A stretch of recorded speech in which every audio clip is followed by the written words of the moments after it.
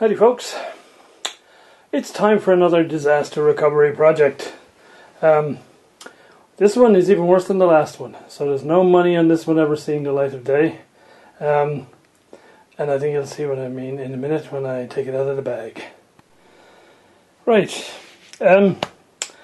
this has been sitting in somebody's shed for many years.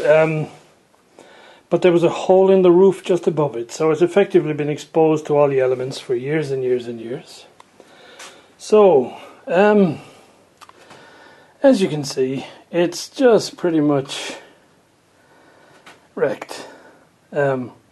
Surprisingly enough, the two ferrite rods are not smashed up. And there's obviously a control here for rotating it, and it's on a rotating mechanism. The interior state of the thing speaks for itself. The body is completely rotted away, although in this case I think it's just rot, not woodworm. And what made me thought I'd bring it was it has a magic eye, and you can just about make out the PYE logo there. And also the glass dial looks like it's probably going to be usable, and of course that's a key determining factor.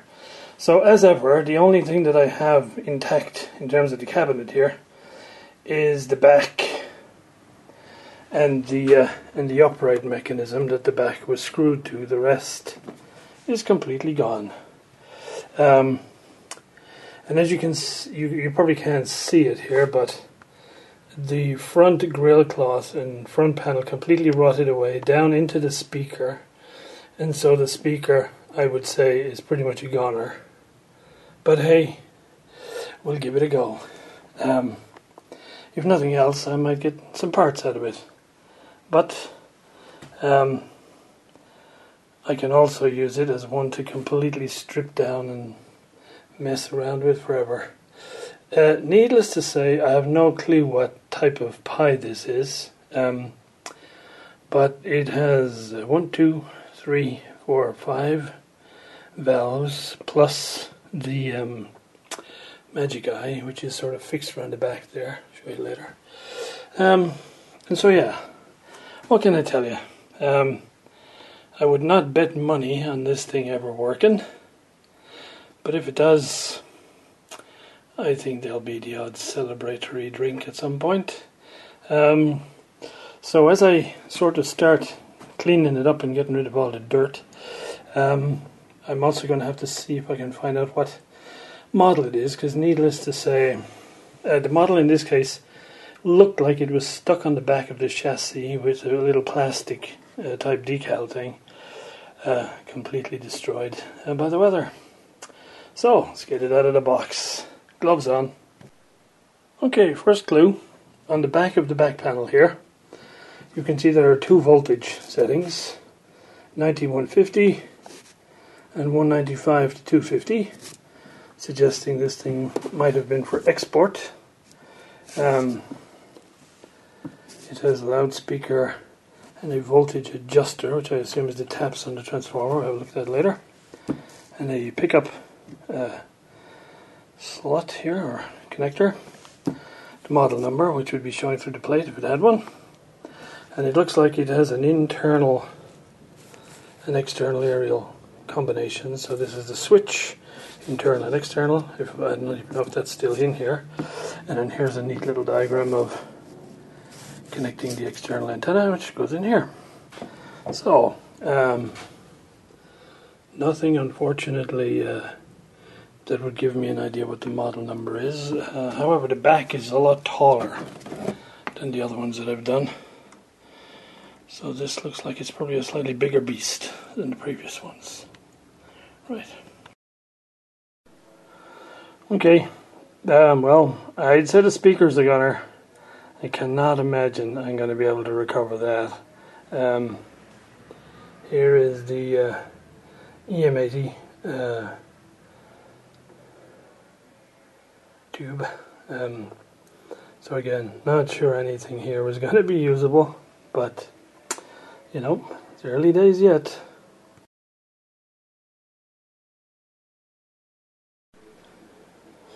Right, this is one of the reasons I might want to give this one a shot. Because the dial, which of course, you know, one of the rarest or the most difficult things to get or reproduce if you don't have it, looks to be actually in usable condition. So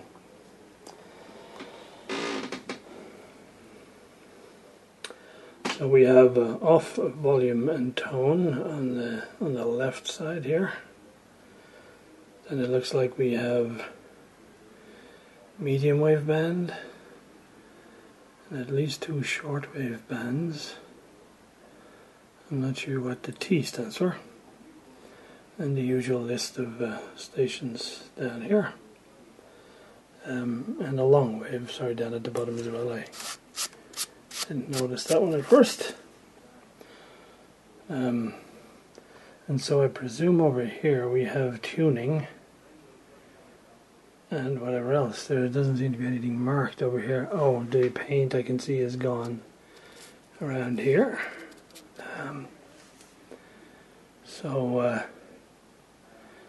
Yep, not sure. What's kind of remarkable here is that the dial string doesn't seem to have snapped. I'll almost certainly snap it when I go messing around in here, but I just thought that was interesting. Usually in this condition, the dial string will have given up quite a while ago. Anyway, as you can see, all the debris from the rotted cabinet is sort of just sitting in here. So we'll give it a good clean out and then have another look at it. Right, I've had a first wipe off of all the excess dirt, and well, the odds are mounting against this little guy, or this guy ever seeing the light of day.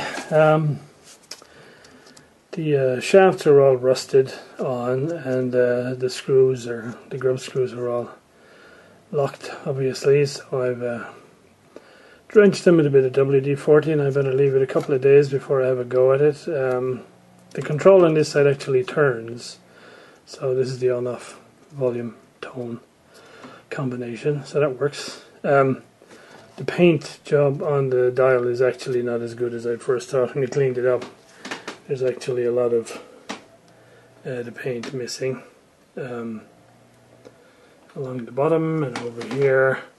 Obviously I found out that this one here is the wave selector with gram, long, medium. For some reason the T one was in red. And then shortwave 1 and 2, S1 and 2. So this must be the tuning dial. All this is seized up. None of this will move at all. Definitely the challenge is mounting in terms of this one. However, if any of you guys recognize this model from the dial and the knob layout and stuff, you have to bear in mind, couple this with a magic eye,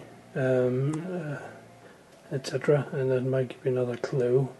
Let's have a look from the back.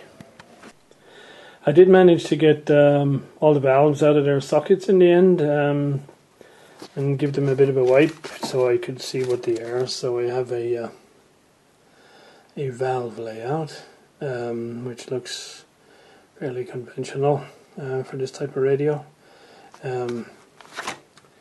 A couple of the valves were seized in there, so it took a fair bit of messing around to get them out of there without busting anything. The antenna selector switch is completely locked up.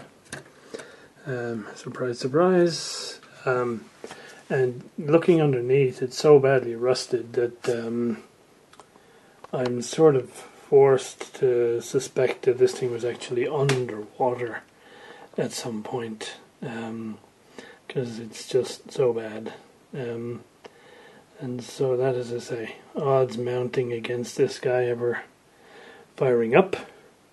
But we don't give up yet, and so at least with this I can strip it down completely. And my initial assessment that the dial card was intact was a little optimistic.